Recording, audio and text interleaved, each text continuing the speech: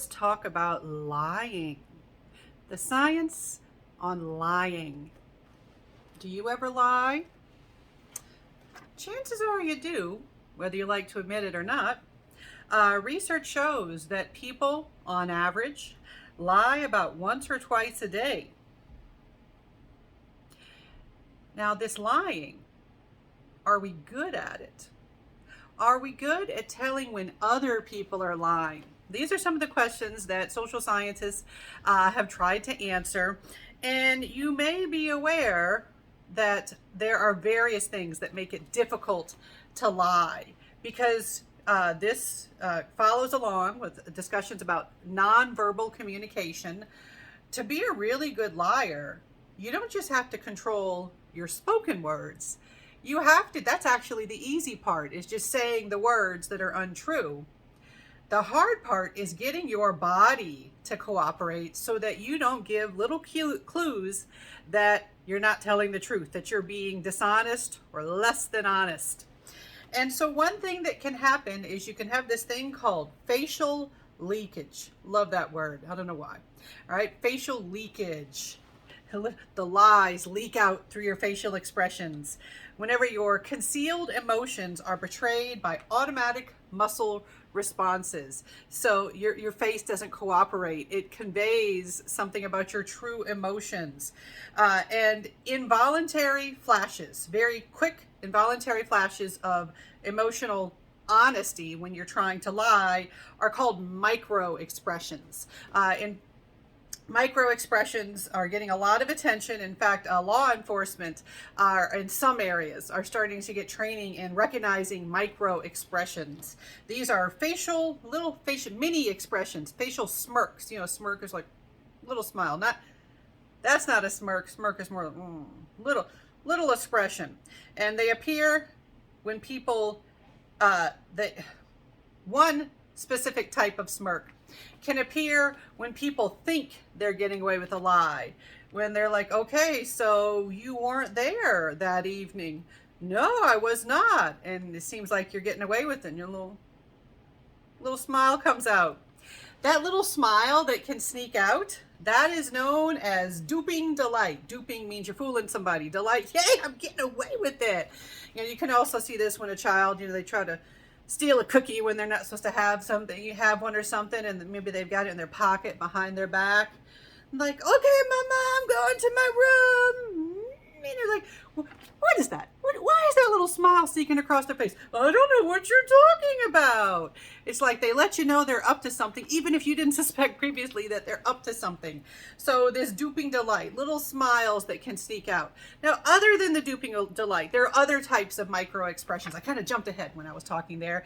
You can also have little things like, you can have little wrinkling of the skin between the eyes while you are telling a lie. Little things can happen on your face that people who study micro expressions they will study, and they will learn that, okay, that is a sign that someone is not lying. Another thing about how our face behaves when we are trying to lie is that sometimes you can get a mixture of expressions on the same face. You can get this thing called an affect blend. Now, this word AFFECT is problematic in the English language. All right, so first of all, it can be a verb, and it's often confused with effect, EFFECT. All right, so when you affect someone's behavior, that's one way to use that word. But this word, affect, in the English language also means emotional expression, your affective display, or you can have an affective disorder like a mood disorder, depression. So affect also means emotion. Yes, it's confusing. A lot of people wish that we would sort things out in the English language and spell it different or use it differently or something. But so when I say an affect blend, think emotional blend. All right, so this is where you might have, frowning and smiling being conveyed on the same face, different parts, different sides of the same face. This can happen. Contradictory emotions can happen, especially when you are trying to lie, like, oh, well, I really love that. It's like the eyes say one thing, the mouth says another. You can have that happen too. Now, and another type of fake emotional expression. Do we know about fake emotions? A lot of times we talk about like middle school, high school, adolescent type stuff. A lot of us have stories or complaints about people being fake. All right, fake emotional expressions. Well, one thing you can have is a fake smile. If you ever did performance stuff like dance team, and I'm not going to tell you much about my past, but I might know stuff about this from way back in the 80s and 90s. All right, but if you ever did stuff like dance team, a lot of times they're like, okay, when you're performing, make sure you smile, and half the time you're tired, you're sweaty, your feet hurt, you're worried that the costume's gonna slip, and so you're not exactly, you know, bubbling with joy, but you have to smile, so, you know, and so you learn to do a fake smile, and sometimes people will criticize you and tell you, no, you have too fake of a smile, and other times you're just walking around and being like, well, people have told me to smile, a lot, and we actually know that people who present as female are particularly likely to be told that they should smile more. They're prettier when they smile. So a lot of times, especially in the US, we have this tendency to kind of walk around with a fake smile, not because we're happy, but because we're told we're supposed to smile. Well, the thing with fake smiling, we do have a special a word for a fake smile, a Duchenne smile. That's named for a person. Your Duchenne smile is one where you use the mouth muscles to make the smile. Right now, you're probably like, she's creeping me out. I might creep you out in general. All right. But that Duchenne smile, what is it lacking? Why doesn't it look like a genuine felt smile? Why does it look fake? Why does it look feigned? What's missing? All right. The eyes. The eyes, the rest of the face is not engaged. With a true joyful smile, let me think of something that gives me joy. My kittens and my children. What was different? The eyes got involved, all right?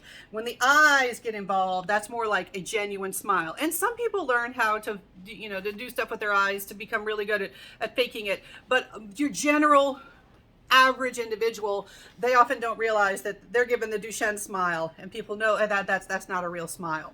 All right, so so the Duchenne smile, it doesn't have the full action in the eyes.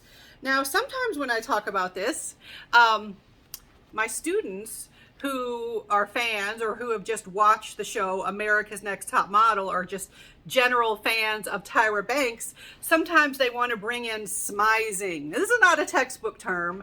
Smizing is this thing, and I don't know if Tyra Banks was the first person to use the term, but a lot of people heard the term from Tyra Banks. That's smiling with the eyes. You know, sometimes she's, you know, telling her shows are about modeling, learning to be in the modeling industry. And a lot of times when you see these high-end fashion campaigns in magazines and stuff, they're not smiling. They're supposed to look, you know, look serious, making the clothes look good. But she talks on her show how if you want to look good while not smiling, you smile with the eyes. You know, so you have to learn to do these things where like, yeah, I can't do it. I'm not a model. Nobody ever offered me any modeling contracts. But you know, the idea was smiling with the eyes is smizing, and it's kind of related to this. You have to be able to smize to exhibit that genuine smile. And in fact, and I'm going to have some videos linked to in the description. During the pandemic, when we were wearing masks everywhere, by the way, folks, not to get political, there have been, as of the time of recording this, there are still outbreaks in my area. I still wear a mask when I go places like the grocery store and definitely doctor's offices. All right, some doctor's offices are still requiring it. Just bringing that up. The mask. The mask covers your mouth, all right? So I don't have a mask handy. All right, you're walking around like this. I can't tell you how many times I caught myself doing the fake smile that society has trained me to do, but they couldn't see it. And so Tyra Banks actually did an interview where she talked about now is the time where smizing abilities are particularly. Got a message I was over my recording limit, so I got interrupted there. All right, so we were talking about smizing and masks. So your mouth is covered, so you have to use your smizing abilities. You know, when you see someone, you want to be polite. You want to say, "Hey, it's okay. You can pass by me in the store." You know, you can You can try to use your eyes to smile, to say, hey, I am a friendly person. I am being friendly. I don't mind that you're walking past me in the store, the aisles are small, or whatever you're trying to communicate. All right, so with lie detection, can we detect lying? Well, we're learning more about it. One thing that you might have heard of is this thing called a lie detector test, or the lie detector device. That is problematic. If you've seen that on TV and stuff.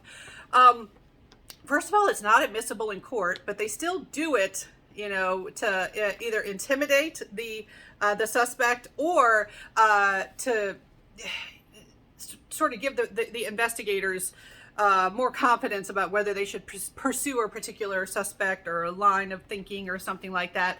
But the lie detector test doesn't actually detect lying. It detects physiological arousal, and most people do experience physiological arousal while they're lying, but not everyone does. And people can teach themselves to trick a lie detector test.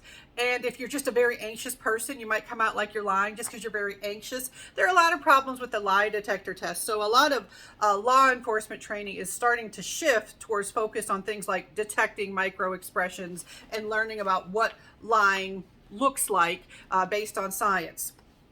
All right, so issues that we have, people in general, without special training, people are not experts at spotting microexpressions. Usually you have to learn what to look for. Affect blends, some people do that even when they're not lying, and they can look like lying. One issue I've had in my life, you know, I wear glasses now because I got old and lost my vision, but I have one eyebrow that arches way, it's not doing it right now because I'm trying to show it to you, but I have one eyebrow that goes wild. It arches and gets high all over the place, and I have another one that's like a dead caterpillar. It just sits there kind of flat. And so I've had many moments in my life where I thought I had a nice even symmetrical facial expression. Now, look, now that one's going up. All right, and so I've had moments where people are like, what, why are you raising your eyebrow at me? And I'm just like, excuse me, what? I'm just sitting here thinking nothing. They're like, what? Why is your eyebrow? Are you skeptical of what I'm saying? And I'm like, no, I just have a crazy eyebrow. It's just going all over the place. It's one of the things I liked about getting my glasses. I have less of that because it covers my crazy eyebrow. Do you have something like that? Do you have something about your face that will, you know, sometimes people have a smile that kind of goes crooked just because some people do, and people think they're doing the, you know, they think they're doing the expressions that they associate with the crooked smile, and they don't realize that person they just have one of those. And some people have facial expressions that aren't that expressive. Their face doesn't move that much when they're talking. Right? We do see that people are more sensitive to negative than positive information. So we're kind of biased when we are trying to seek out lying. And there are many alternative explanations for why someone might lie. It's a complicated situation. So lie detection in general, it's a complicated endeavor to achieve in the first place. Now, with lying, another issue with lying is intentionality. What are your intentions for lying? Do you believe what you're saying or not? Because some people tell an untruth, but they either believe it or at least partially believe it, or maybe believe they're justified in saying it. We do have research indicating that successful deception is more likely when you actually believe what you're saying. Like if you don't know you're lying, you're better at getting people to believe a lie. So that makes it tricky too.